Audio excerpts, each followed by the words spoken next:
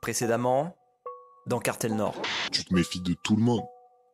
Des jaloux qui peuvent te tuer parce qu'ils veulent te prendre ta place. Tu te méfies de tout. Qu'on te vole, de tout le monde, tu te méfies. Maintenant, il y a de moins en moins de jeunes à Marseille qui veulent travailler pour des réseaux marseillais. Ça, c'est certain. Il y en a de moins en moins en place parce que c'est devenu trop dangereux. Je suis content d'être en vie parce que frérot, il y en a tellement qui sont morts. Dans ses confessions, cet ancien caïd révèle l'emprise du trafic de drogue à Marseille. Un trafic qui impacte tous les quartiers, ou presque. Et un chiffre le prouve, près de 100 points de deal quadrillent aujourd'hui la ville. C'est le résultat d'un business en constante évolution. De l'arrivée des premiers points de deal à la livraison à domicile, les réseaux ont toujours su capter les tendances du marché. Dans ce 3e épisode de la saison 2, Cartel Nord retrace les débuts et le développement du trafic de cannabis à Marseille. Bienvenue dans la 2e saison de Cartel Nord, une plongée inédite au cœur d'un réseau de trafic de drogue. Un podcast original, La Provence. Épisode 3, Marseille, capitale du shit. C'est un port immense derrière la Major. Un port qu'on toilette au petit jour et qui, d'heure en heure, va s'enfiévrer de déchargements et de trafic quand le halètement des treuils a remplacé le souffle nocturne du Mistral dans les matins. Ce reportage de 1956 sur le port de Marseille et ses trafics en tout genre prouve que cette ville est depuis toujours un lieu de passage important, un véritable carrefour de civilisation. De par sa situation portuaire et le fait que transitent à Marseille des populations venues de tout le pourtour méditerranéen au moins, et puis aussi l'Afrique subsaharienne et l'Asie. Claire Duport est sociologue et responsable de recherche à l'association Transversité. Elle travaille depuis une vingtaine d'années sur les trafics de drogue. Les gens qui passent et transitent par Marseille viennent aussi avec leurs habitudes qui peuvent être pour certaines le kiff, donc de fumer le cannabis. Une consommation de drogue d'abord marginale, mais au tournant des années 70, une bascule s'opère. En 1968, cela fait 10 ans que la France est présidée par le général de Gaulle. La croissance économique ralentit, le chômage augmente et la rigidité de la société est contestée par une jeunesse en quête d'émancipation, qui écoute du rock'n'roll et a les cheveux longs.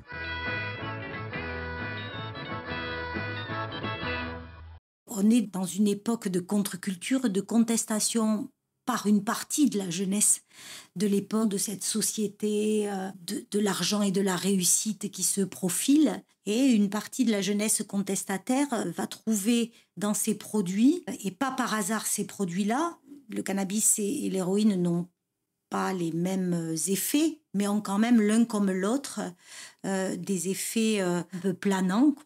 Ces produits vont se diffuser au tournant de ces années 60-70. Le fait de société contestataire se transforme alors en opportunité de marché. Le cannabis devient un produit à la mode et les prémices d'un trafic apparaissent.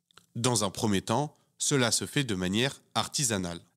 Jusque dans les années 80-90, l'essentiel de l'importation du cannabis sur Marseille, elle est faite par des toutes petites équipes, voire des individus qui circulent comme ça entre la France et le Maroc et qui ramènent du cannabis. Le marché local s'est étendu par ses proximités relationnelles. Un cousin qui va mettre en contact avec un voisin qui, et comme ça, des figures émergent, mais en fait, elles reposent sur tout un réseau relationnel qui va des zones de production jusqu'aux espaces de diffusion. Face à ce marché artisanal et naissant du cannabis, les organisations criminelles de l'époque sont, elles, tournées vers l'exportation d'héroïne aux États-Unis. Une organisation criminelle, un groupe corso-marseillais, s'occupe de ce trafic. C'est la French Connection. Dans le viseur des États-Unis et de son président Nixon, ce réseau criminel est en perte de vitesse et d'influence dans les années 70.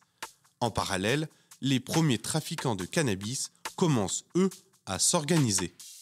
Le crime organisé corso-marseillais va un peu disparaître du champ des drogues et pour laisser place à de nouvelles générations, et aussi à l'arrivée d'une nouvelle substance qui est la résine de cannabis à partir de la fin des années 70 et des années 80. Michel Gandilon est criminologue à l'IRIS, l'Institut de Relations Internationales et Stratégiques. Alors la population qui s'est emparée de ce marché, tout naturellement, d'une certaine manière, c'est ce que j'appelle les filières franco-maghrébines du cannabis. La résine de cannabis est produite au Maroc et donc effectivement il y a des liens naturels entre l'immigration qui vient du Maroc, du Maghreb et puis la production de résine de cannabis. Donc les premiers trafics ont commencé à se mettre en place au début des années 80. Ça commence comme un trafic relativement artisanal à l'époque. On parle d'économie de bazar, c'est-à-dire des familles qui rentrent pour les vacances d'été au Maroc, en Algérie, prennent l'habitude d'en ramener. Peu à peu, une filière se met donc en place, dopée par une hausse de la consommation. À Marseille, les premiers points de vente apparaissent. Ceux qui ressemblent le plus à ce qu'on appelle aujourd'hui des points de deal, on les voit apparaître dans ces années 1970 et encore plus dans les années 1980, pas du tout dans les cités. Quartier du Panier, de la Belle de Mai, de l'Opéra. Dans des bars souvent, mais des fois chez des gens, ou dans des rues qu'on connaît. Voilà, la rue Untel, la Belzunce, la rue Untel, la Belle de Mai, etc. Où on sait que là, il y a de la vente d'héroïne, de cannabis. C'est essentiellement dans le centre-ville de Marseille que ça se passe.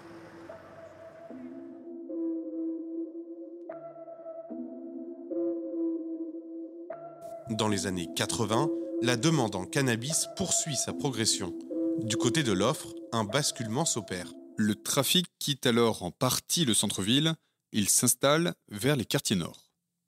Ce déplacement dans la ville, il se fait aussi à l'aune d'une paupérisation très importante des cités et des quartiers pauvres. Il faut vraiment le regarder comme ça, quoi. Cette bascule, elle est peut-être pas tant une bascule de l'organisation d'une criminalité organisée des drogues, mais plutôt une bascule de la déliquescence sociale et de la paupérisation des populations. Avec ce déplacement vers les quartiers nord, le trafic change de dimension et se professionnalise. Et des figures déjà connues dans le banditisme s'emparent de ce business. Les policiers ont montré dans les années 80 le profil type des responsables de trafic. Ce sont des délinquants et des criminels qui avaient fait leurs premières armes dans le milieu des braquages, des attaques à la voiture bélier. Donc c'était des gens qui étaient déjà des délinquants, des criminels d'habitude, comme on dit en criminologie, chevronnés et qui ont vu par opportunité un business potentiel se développer et qui se sont lancés là-dedans.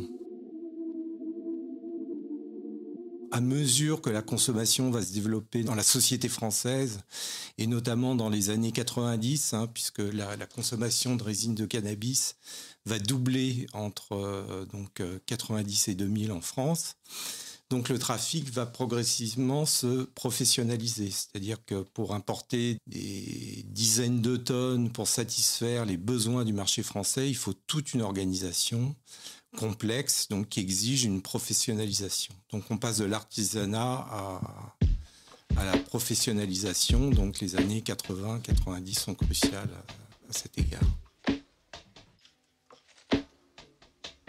Des trafiquants chevronnés et un produit de plus en plus consommé, dans les années 90, la vente de cannabis prend de l'ampleur. C'est l'arrivée des premiers points de deal.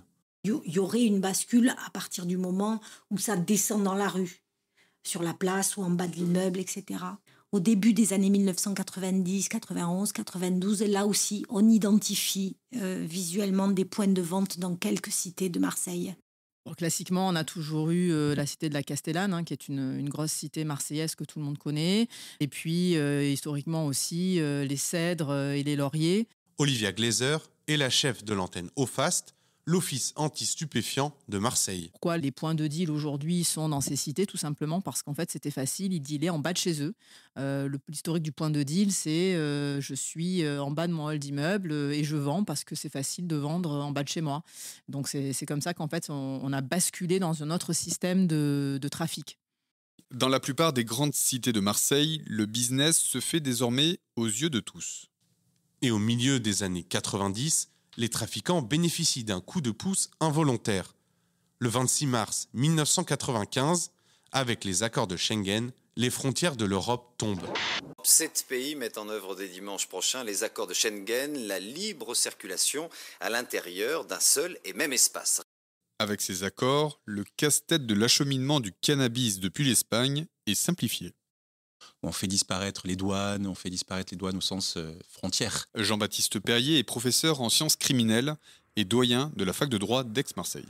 C'est-à-dire qu'on ne filtre plus les véhicules à chaque fois qu'ils franchissent une frontière. Donc cette liberté de circulation des véhicules a conduit à une liberté de circulation des produits et donc des stupéfiants. Des points de vente installés, une route de la drogue facilitée et des entrepreneurs du shit organisés. À la fin des années 90, la filière du cannabis est structurée. Mais l'appât du gain entre les différentes équipes est tel que les premières tensions ne tardent pas à émerger. À partir des années 2000, les cycles de violence entre les trafiquants se multiplient. C'est le début de l'ère des règlements de compte sur fond de trafic de stupéfiants. 3 hommes sont attablés et regardent tranquillement le match de football Milan AC Lyon à la télévision. 8 tueurs s'approchent en silence. Vêtus de blousons noirs, cagoulés et armés de gros calibres, ils entrent dans le bar et ouvrent le feu. À l'intérieur du bar, les policiers relèvent 3 cadavres, dont celui d'un certain Farid Berrama, 39 ans, bien connu des services de police. Le 4 avril 2006, Farid Berrama et 2 de ses proches sont abattus.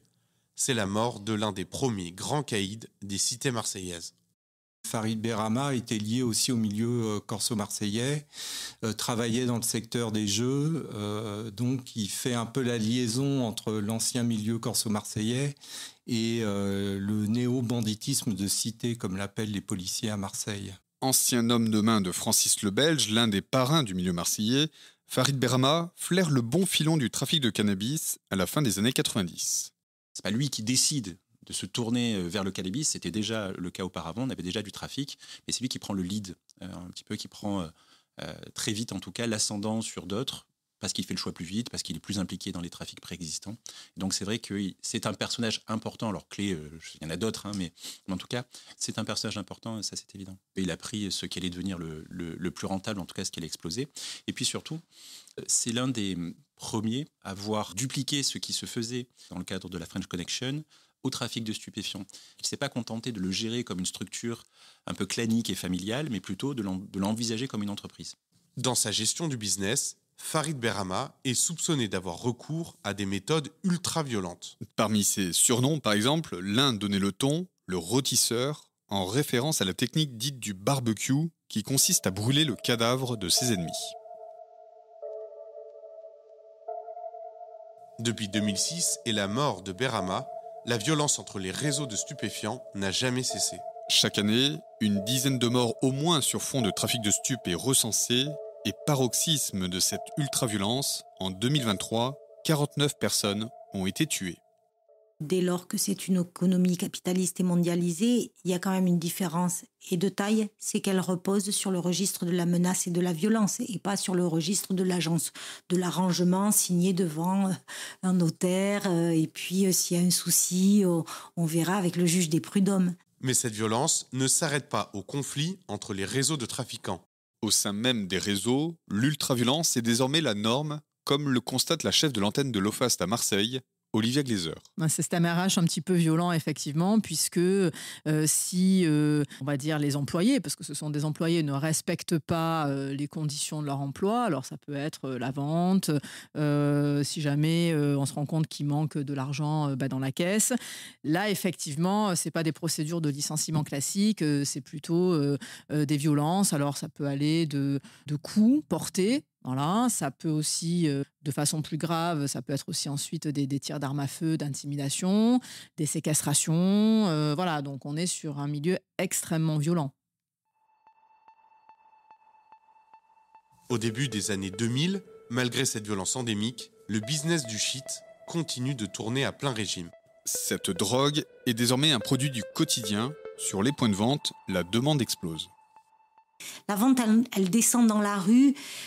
C'est progressif dans ces années 90, mais surtout 2000. Claire Duport. Elle descend de plus en plus dans la rue parce que la demande devient très importante et que c'est pas possible d'avoir 100, 200 personnes qui sonnent à la porte de votre appartement. Face à une demande qui explose, les points de vente se multiplient. Désormais, tous les quartiers de Marseille, ou presque, ont leur point de deal. Et pour les gérer, une véritable structure des réseaux se met en place. Ils s'intègrent dans une mécanique économique et financière qui est celle du libéralisme capitaliste et qui fonctionne de cette façon-là, avec les mêmes fonctions et les mêmes postes. Donc elle est huilée pour cette raison-là. Ce n'est pas les trafiquants de drogue qui ont huilé la mécanique. C'est la mécanique qui est huilée.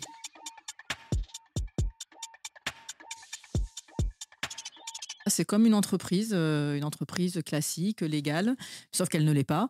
Et ils sont très très bien organisés. Il y a même leurs jours de congé, ils ont des jours de congé prévus, à quelle heure ils sont ravitaillés alors certes pour la vente du produit, mais aussi leur pause déjeuner.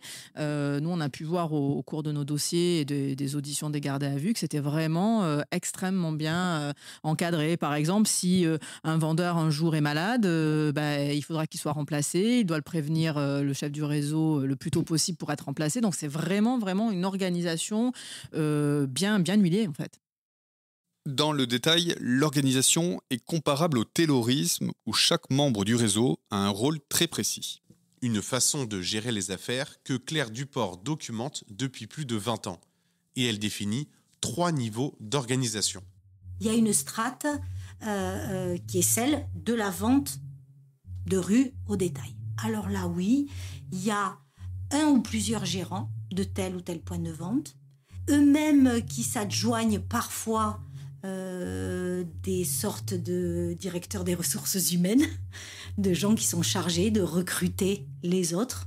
C'est pas forcément le même qui fait tout ça. Il y a ce qu'on appelle des nourrices, c'est-à-dire des gens qui sont chargés de garder l'argent et ou les produits et ou les armes. Il y a des personnes qui sont chargées, là aussi, du transit entre l'endroit où est planquée la drogue et l'endroit où il est vendu. Il y a des gens qui vendent. Il y a des gens qui surveillent, qu'on appelle souvent les guetteurs. Il y a des gens qui récupèrent l'argent, qui n'ont pour fonction que ça, de récupérer l'argent et de l'amener à un banquier avec des guillemets. C'est la première strate de l'organisation des réseaux, la strate visible sur les points de deal. Mais pour faire tourner la machine du trafic, d'autres maillons de la chaîne sont nécessaires. C'est les transitaires, les transporteurs, ceux qui s'occupent du stockage, de la comptabilité, de la coupe, du conditionnement, etc. C'est pas le mec qui revend qui fait la coupe, qui conditionne dans les sachets, vous voyez. Donc il y a une strate intermédiaire là entre la production et l'arrivée du produit jusqu'au point de vente et la vente. Voilà, le stockage, le conditionnement, la coupe, voilà.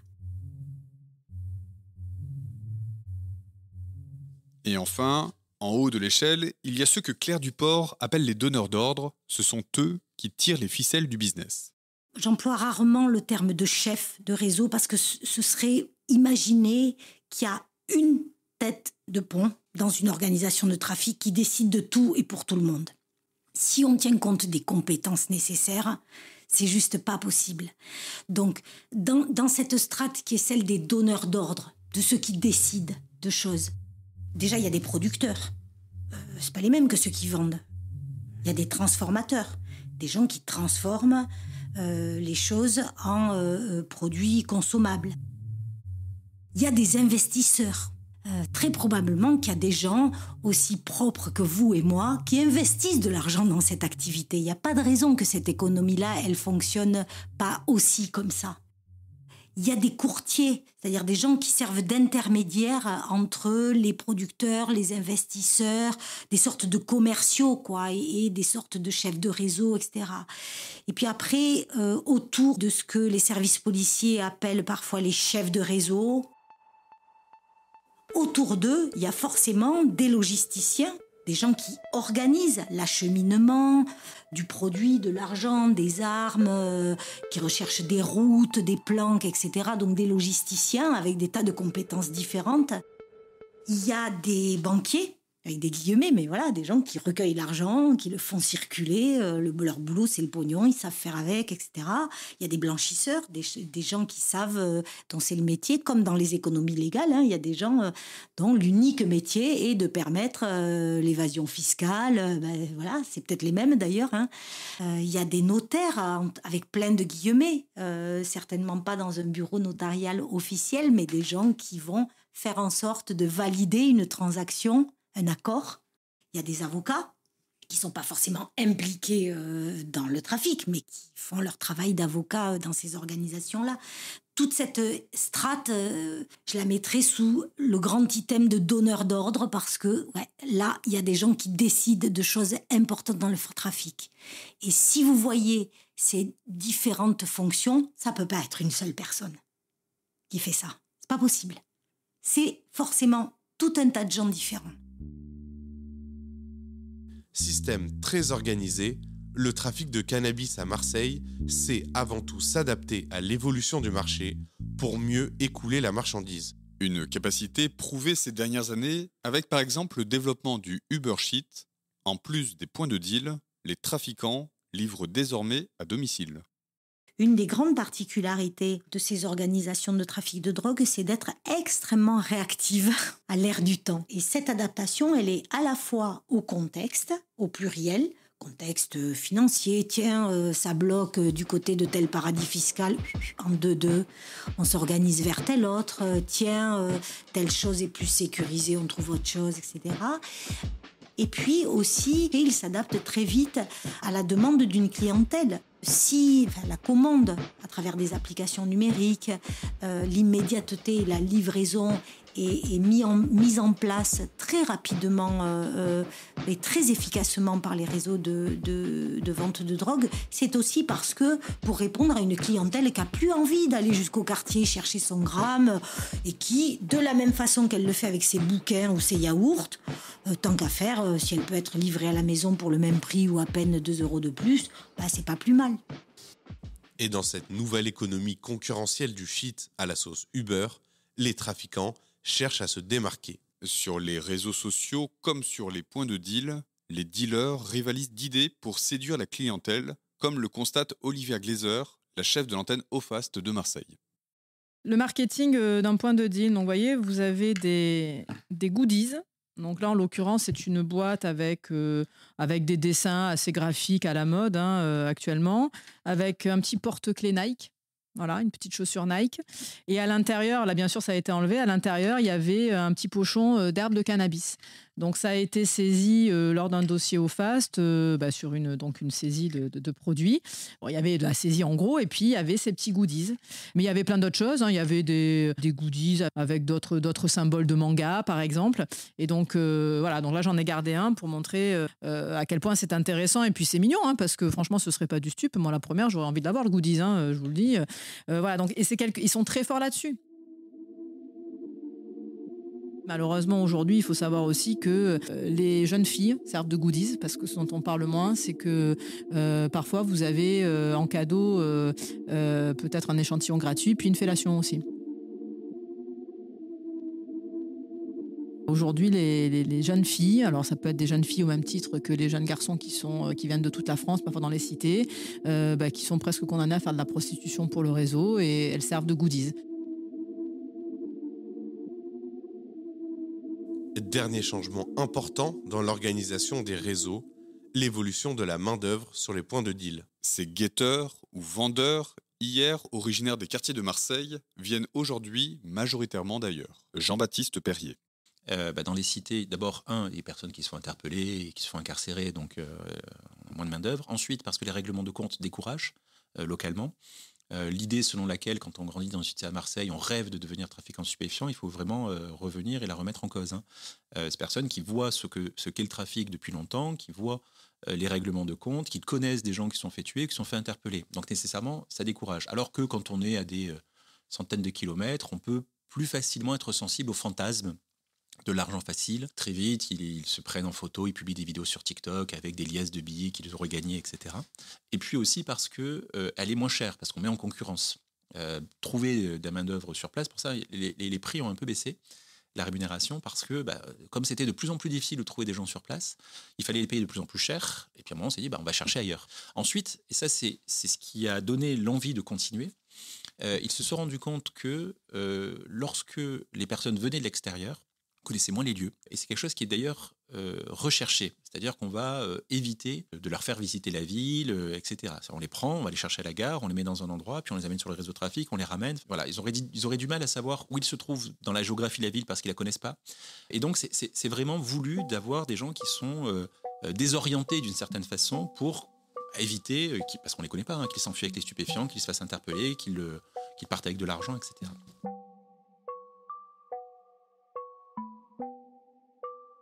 Véritable capitale du shit avec près de 100 points de deal répartis sur toute la ville, Marseille a d'abord fait sa renommée sur le cannabis.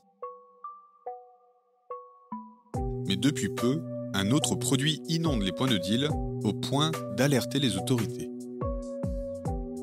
Une drogue en passe de devenir le produit phare dans le commerce de l'illégal, et ce produit, c'est la cocaïne. Un nouvel épisode de Cartel Nord chaque mercredi sur les plateformes d'écoute habituelles. Cartel Nord est un podcast original La Provence. Retrouvez tous les autres podcasts sur laprovence.com.